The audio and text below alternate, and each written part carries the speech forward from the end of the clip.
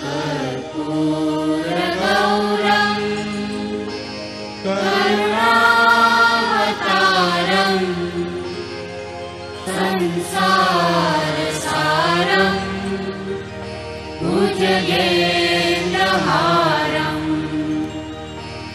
सदा वसन्तं हृदयारविन्दे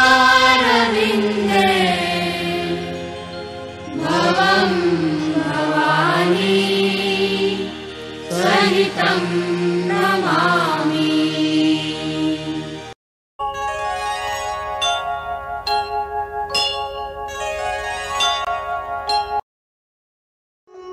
तंत्र का सामान्य अर्थ है विधि या उपाय। तंत्र का सर्वप्रथम अर्थ ऋग्वेद से प्राप्त होता है, जिसके अनुसार यह एक ऐसा करघा है जो ज्ञान को बढ़ाता है। इसके अंतर्गत भिन्न भिन्न प्रकार से ज्ञान प्राप्त कर बुद्धि तथा शक्ति दोनों को बढ़ाया जाता है। तंत्र के सिद्धांत आध्यात्मिक साधनाओं, रीति रिवाजों के पालन, अलौकिक तथा पारलौकिक शक्तियों की प्राप्ति हेतु, काला जादू, इंद्रजाल, अपने विभिन्न कामनाओं के पूर्ति हेतु, योग द्वारा निरोग रहने, ब्रह्मत्व या मोक्ष प्राप्ति हेतु, वनस्पति विज्ञान, सौर्य मंडल, ग्रह नक्षत्र, ज्योतिष विज्ञान, शारीरिक संरचना विज्ञान इत्यादि से संबद्ध हैं। हिंदू धर्म में हजारों तंत्र ग्रंथ हैं, परंतु काल के दुष्प्रभाव के परिणाम स्वरूप कुछ ग्रंथ लुप्त हो गए हैं। तंत्र का एक अंधकार युक्त भाग भी है, जिसके अनुसार हानि से संबंधित क्रियाओं का प्रतिपादन होता है, परंतु यह संपूर्ण रूप से साधक के ऊपर ही निर्भर है कि वह तंत्र पद्धति से प्राप्त ज्ञान का किस प्रकार से उपयोग करता है।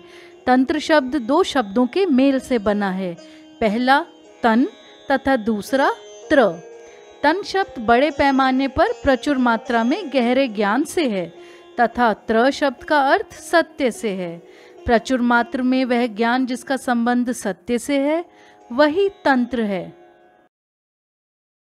तंत्र संप्रदाय अनुसार वर्गीकृत है। भगवान विष्णु के अनुयायी जो वैष्णव कहलाते हैं का संबंध संहिताओं से है। शैव तथा शक्ति के अनुयायी जिन्हें शैव या शक्ति संप्रदाय के नाम से जाना जाता है का संबंध क्रमशः आगम तथा तंत्र से है। आगम तथा तंत्र शास्त्र भगवान शिव तथा पार्वती जी के परस्पर वार्तालाप से अस्तित्व में आए हैं तथा इनके गणों द्वारा लिपिबद्ध किए गए हैं। ब्रह्मा जी से संबंधित तंत्रों को वैखानक कहा जाता है। वैष्णव संहिता की दो विचारधाराएं हैं, वैखानस संहिता तथा पंचरात्र संहिता। वैखानस संहिता यह वैष्णव परंपरा के वैखानस विचारधारा है। वैखानस परंपरा प्राथमिक तौर पर तपस एवं साधन परक परंपरा रही है। पंचरात्र संहिता, पंचरात्र से अभिप्राय है पंच निशाओं का तंत्र। पंचरात्र परंपरा प्राचीन तौर पर विश्व के उद्भव, सृष्टि रचना आदि के विवेचन को समाहित करती है। इसमें सांख्य तथा योग दर्शनों की मान्यताओं का समावेश दिखाई देता है। वैखानस परंपरा की अपेक्षा पंचरात्र परंपरा अधिक लोक प्रचलन में रही है। इसके 108 ग्रंथ हैं। वैष्णव परंपरा में भक्तिवादी विचारधारा के अतिरिक्त शक्ति का सिद्धांत भी समाहित है। तंत्र के अंतर्गत 4 प्रकार के विचारों या उपयोगों को सम्मिलित किया गया है। ज्ञान, तंत्र ज्ञान का अपार भंडार है। योग, अपने स्थूल शारीरिक संरचना को स्वस्थ रखने हेतु। क्रिया, भिन्न भिन्न स्वरूप तथा गुणों वाले देवी देवताओं से संबंधित पूजा विज्ञान। चर्या, व्रत तथा उत्सवों में किए जाने वाले कृत्यों का वर्णन। दार्शनिक दृष्टि से तंत्र 3 भागों में विभाजित है, द्वैत, अद्वैत तथा द्वैताद्वैत। तंत्र शब्द तन धातु से बना है, जिसका अर्थ है विस्तार।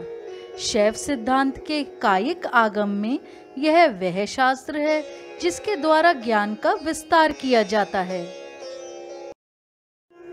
तन्यते विस्तार्यते ज्ञानम अनेन इति तंत्रम। तंत्र की निरुक्ति तन विस्तार करना और त्रय रक्षा करना, इन दोनों धातुओं के योग से सिद्ध होती है।